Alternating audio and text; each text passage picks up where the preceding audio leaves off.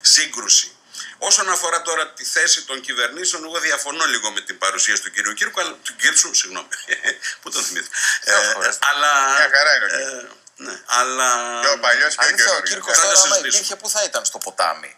Όχι. Στο ΣΥΡΙΖΑ? Όχι. Δεν έχει νόημα να μιλήσει κανείς για το τι θα έλεγε ένας νεκρός άνθρωπος. Ναι, σωστό.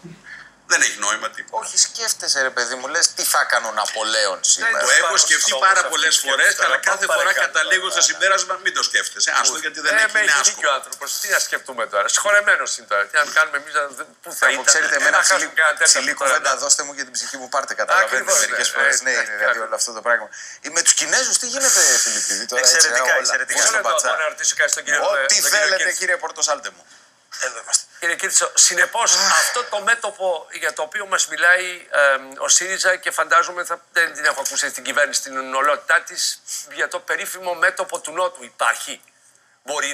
Μπορούμε να ελπίζουμε. Δεν υπάρχει το μέτωπο του Νότου.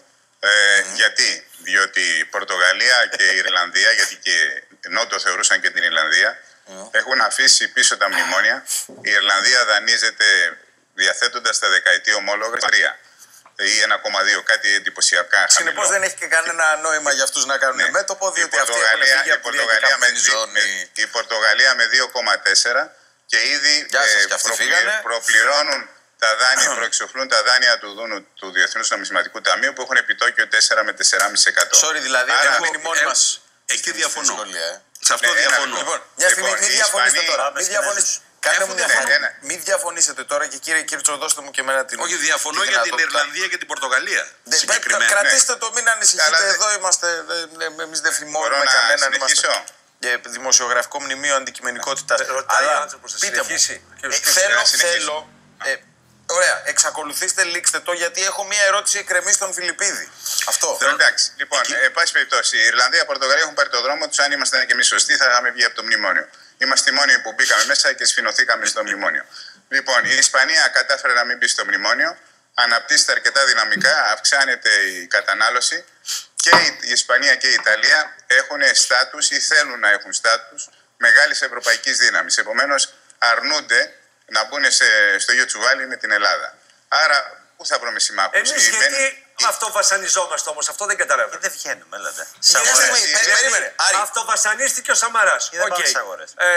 Να δούμε το παράδειγμα της Κόσκο για να δούμε γιατί αυτοβασανιζόμαστε. Νίκο μου, Φιλιππίδη μου. Επιτρέψτε μου να πω μια κουβέντα για το ζήτημα των άλλων χωρών. Επιτρέψτε μου. Στην Ιρλανδία, όπου όντως υπάρχει ανάπτυξη, όπου όντως δανείζεται με φτηνά επιτόκια, με σχετικά φτηνά επιτόκια για το επίπεδο των επιτοκίων σήμερα, υπάρχει και μία διαφορετική τάση στο εκλογικό σώμα, στον κόσμο. Δηλαδή η κυβέρνηση η Ιρλανδική δεν στέκεται τόσο καλά στα πόδια της, διότι οι Ιρλανδοί, μπορεί η Ιρλανδία να δανείζεται φτηνά, οι Ιρλανδοί όμως υποφέρουν. Σωστό είναι αυτό. Και αν δει κανείς τις δημοσκοπήσεις στην Ιρλανδία, θα δει ότι υπάρχει εκεί μια ταχύτατα αναπτυσσόμενη αριστερά. Μην μιλάμε μόνο για το Ποδέμος. Και στην Ιρλανδία υπάρχει το ίδιο. Ναι, αλλά καθάρισε το τοπίο από Τρόικες. Δεν θέλουν να ταυτιστούν μαζί μας για να μην χάσουν αυτά τα προνόμια που έχουν αποκτήσει με τις θυσίες. Έχετε απόλυτο δίκιο ότι η κυβέρνησή τους είναι ανήσυχη, γιατί παρά το γεγονός ότι βγήκαν με το μνημόνιο και αξιολογούνται θετικά από όλους, η δημοτικότητά της είναι χαμηλή. Σύντροφοι, συνάδελφοι. Μισό λεπτό όμως, όλοι αυτοί θα πάρουν αυτά που έδωσε ο κύριος Ντράγκη, ακριβώς γιατί είτε είναι σε ένα πρόγραμμα είτε έχουν καθαρίσει, αλλά είναι εντός πλαισίου. Εμείς γιατί να μην γευτούμε αυτά που μοίρασε πριν από 15 μέρες ο κύριος Ντράγκη? Να σου πω, περίμενε. Ο κύριος Ντράγκη δεν μοίρασε.